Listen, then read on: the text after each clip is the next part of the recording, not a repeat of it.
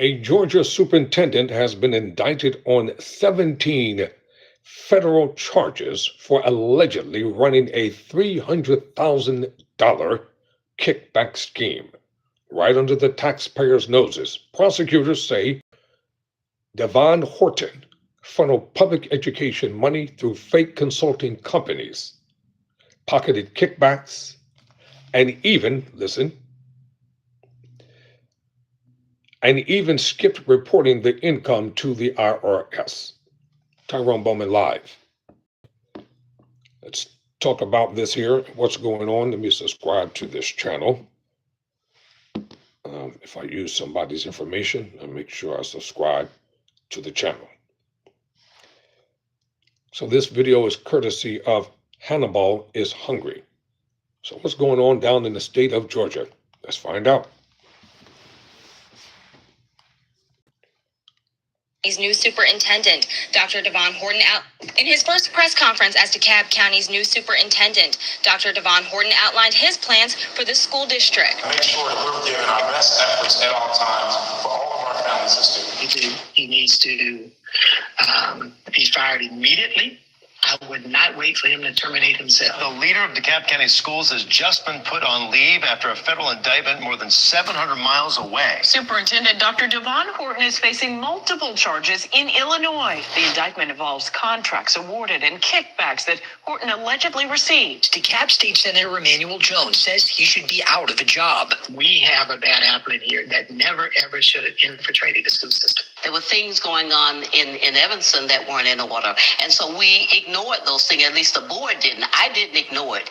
I knew and I saw those things happening. We have another terrible superintendent. So imagine running a school district so powerful that you can write your own checks. That's what Georgia Superintendent Devon Horton allegedly did until the feds showed up and asked, we're going to need to see some of the receipts. Yeah, I was reading through those pages. It is a long indictment with 17 counts, and it doesn't just list Dr. Devon Horton in these allegations. It also lists 3 other people that they say were his friends, and they also owned their own businesses. What the indictment is saying is that Horton, quote, knowingly devised, intended to devise, and participated in a scheme to defraud District 65 of money and property. 17 federal charges, kickbacks, fake contracts, a whole scam dressed up in school colors. Just like that other superintendent we talked about on his channel, Dr. Ian Roberts. Different city, same playbook. Now this guy is a citizen, but these people out here robbing public schools, and the taxpayers are the one that is footing the bill.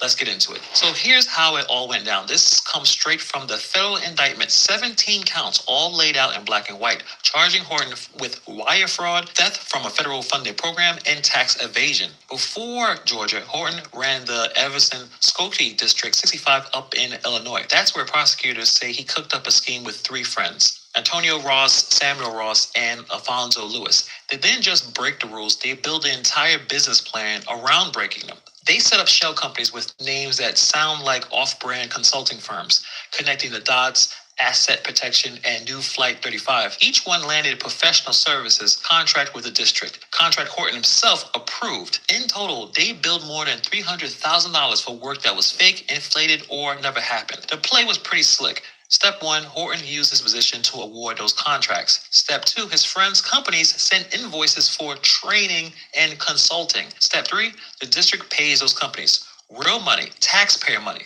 And step 4, the companies kicked a chunk right back to Horton through a middleman listed in an indictment as Individual A. That's your classic kickback loop. Money leaves the district, runs a lap through fake LLCs, and comes back home to Horton's pocket like a boomerang. And he didn't stop there. He allegedly used the district's purchasing card for personal spending, restaurants, travel, even gift cards. Then, just to make sure that Uncle Sam didn't notice, he didn't report any of that extra income on his taxes. When you're already deep in wire fraud, what's a little bit of tax evasion to throw on top of that as well? According to the indictment, Horton even ran his own company, Altering the Education LLC, and billed Chicago's public schools $10,000 through while he was still in District 65. He was hustling every angle of the educational system. And this is the more embarrassing part. The district in Georgia still hired him after all this. They saw a walking red flag and said, that's the kind of leadership material we need here. Back in April 2023.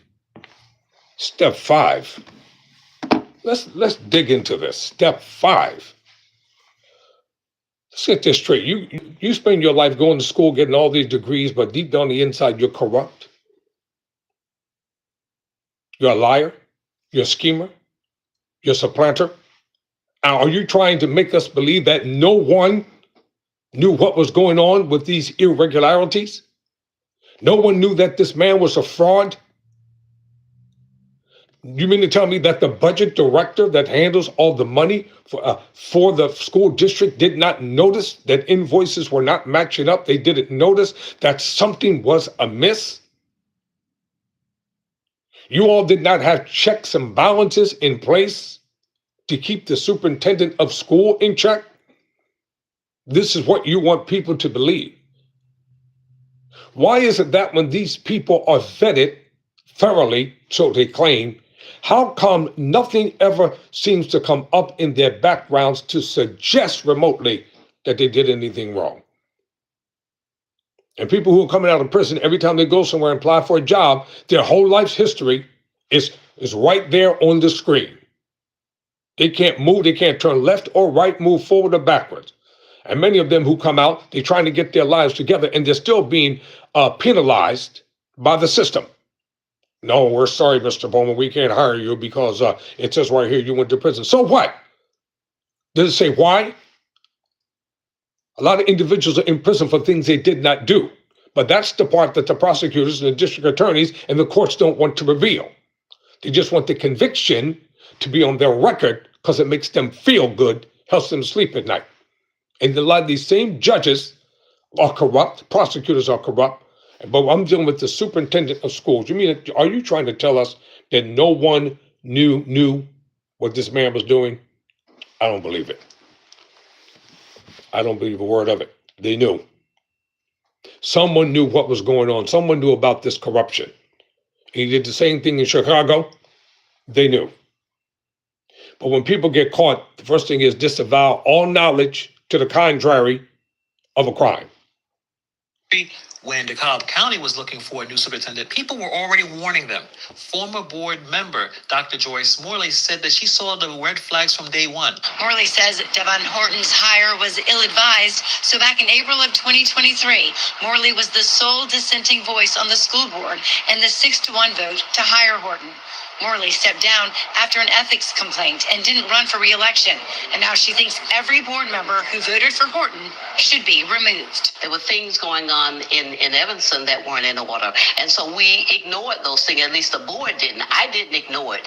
I knew and I saw those things happening. And so sometimes the seeds that you plant is the harvest that you're going to get. Cordelia Turner says the school board was too quick to hire Horton 2 years ago and knew he was under investigation. The problem with changing superintendents constantly is that every superintendent has his or her own vision. There is no stability in the school district. There's no continuity in programs. They should have done their due diligence. But they hired him anyway. 6-1 vote. I wonder how that was possible. They should investigate those people who voted him in. They may have gotten some money too. Fast forward to now, and the guy is... I'll tell you why they hired him, Hannibal. They hired him because they were in on the scheme. They were helping him to be dubious. That's why they hired him. And the one dissenting vote, quote unquote, because, you know, they call her whistleblower, they found a way to get rid of her because she stood in the way of their thievery. She stood in the way of their forgery. She stood in the way of their corruption. I don't care if you are black. You don't get a pass for destroying the lives of young men and women. You don't get a pass for destroying the lives of hardworking people in the field of education every single day. And you all are doing corruptible things. And you know that you're wrong. And you think people are supposed to feel sorry for you. You know your behind belongs in prison. And I can tell you sitting right here looking in this camera. Let me take my glasses off for a minute. Because I'm working on something very, very powerful in my own personal life. And all the individuals who framed me and set me up and sent me to prison, your day is coming and you're going to pay for it all. I'm a real, genuine, authentic person, and I don't have to sit in front of a camera and lie. I tell the plain truth. Let the chips fall where they may. They knew what this joker was doing, but they didn't care. You know, it's just like when children are growing up and you're stealing something you don't have no business stealing, I'll give you some if you don't tell mom. So then you are aiding and abetting your older brother, and it starts when you're young, doesn't start when you get older. Bad habits start early. You know it, and I know it. That's why my mother used to beat the hell out of us to break us out of having bad habits. And yours beat the hell out of you too. Let's get back to this rotten soul. Suspended with pay. Yes, just like Ian Roberts was suspended with pay. Most likely he's going to lose that paycheck, but it's interesting how most people get suspended from work, they lose a paycheck. But this guy is facing a federal indictment and still clocking PTO. The indictment lays out 17 counts in total, 13 for wire and honest services fraud, 2 for theft from a federal funded program, and 2 for tax evasion. The feds are even trying to seize that $324,000 in assets that he said he gained from the scam. If convicted, he is looking at decades in federal prison. But while the lawyers play chess, the Cobb County's kids are stuck paying for his moves. And it was an unnerving one for parents like El-Sheree McMillan. And unfortunately, we don't have a superintendent currently at the moment. So hopefully the problem, this doesn't happen again. Very shocked. I hope it gets resolved, and I hope we can do better with our leadership. It's not good that the kids get to see stuff like that. Every single dollar stolen from a district is a dollar not going into the classrooms, the teachers, or the programs that actually work. And yet, the people who should have vetted him properly are suddenly shocked. This is classic corruption. Horton wasn't serving the students, he was serving himself. That's why all these kids are so dumb nowadays. People are not taking care of the children. They only take care of themselves. These schools get millions of dollars, and somehow money changes hands while the children continue to fail the most basic math and reading exams. And the people who hired him ignored every single warning light on the dashboard. Maybe because they were getting paid off. Because in these systems, money on hand probably beats responsibility. They care more about money and optics than oversight. Meanwhile, these superintendents keep cycling through scandals, keep stealing money. It's a new face, same fraud, new speech about accountability, but it's the same missing money. Horton is one of a half dozen superintendents and interim superintendents DeKalb County has hired over the last dozen years. They're changing superintendents almost like they're changing shoes. So yeah, Devon Horton allegedly turned public education into his private enterprise, and somewhere out there is another superintendent probably thinking, well, I think he just got caught too early. Maybe he slipped up a little bit. These type of crimes are going to continue to happen until real oversight happens. Until then, these kind of scammers will continue to defraud the system. But I do agree with the ex-school board member. They need to remove every single one of those people. They're too incompetent to run a school district. And also, I think they need to be investigated as well. It's possible that they received some sort of kickback to bring this guy in. Despite all the red flags, they still decided to hire him. Why did he get a chance when there probably were dozens of candidates to get the job? Did money exchange hands? It's possible. I mean, if this guy was able to do the kickbacks over there, I'm sure he had money to throw around to get the job. At this point, nothing off the table. They need to investigate those people too. I'm wondering if the feds are looking into what he did after he got this job. It's possible he was doing some things wrong over here too. Let me know what you guys think about this story in the comments below. Thank you for taking time to watch this video, and I'll see you guys in the next video. He was fired just 3 weeks before. All right, ladies and gentlemen, go check out Hannibal. Check out this channel. Let me give it to you in a minute. This is disgusting. Straight up. And there's no if in it. He's going to be convicted and he's going to prison. There's no if in it. He will not get from under it, and he's done. So I got the video from Hannibal is Hungry. Go over there and check out his channel. They got some good stuff over there. Dr. Horton, you're finished. You're done.